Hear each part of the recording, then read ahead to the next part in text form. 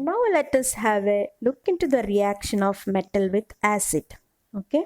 Metals react with acid to give salt and hydrogen. Metal upon reaction with acid produces salt and hydrogen gas. For example, sodium with hydrochloric acid, HCl, will give sodium chloride and hydrogen gas. Iron with HCl will produce FeCl2 plus hydrogen gas.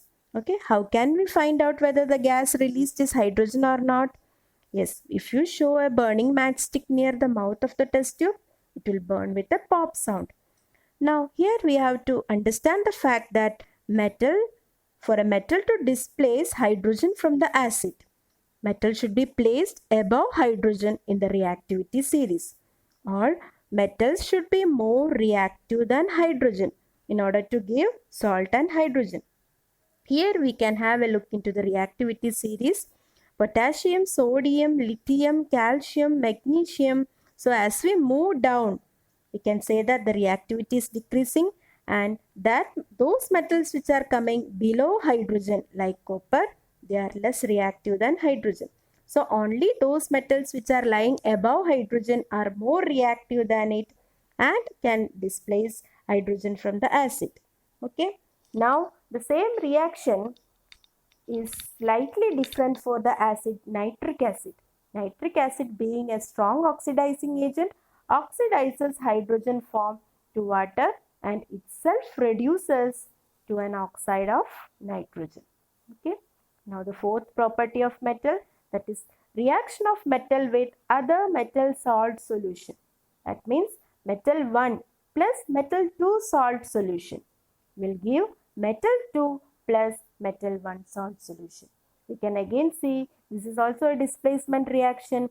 Metal 1 is displacing metal 2 from its salt solution. Here also, for the reaction to take place, only a more reactive metal can displace less reactive metal from its salt solution. Means metal 1 should be more reactive than metal 2. We can find out the reactivity of metal by having a look into the reactivity series. For example, magnesium upon reaction with copper sulfate solution. Magnesium can displace copper from copper sulfate and produce magnesium sulfate and displace copper.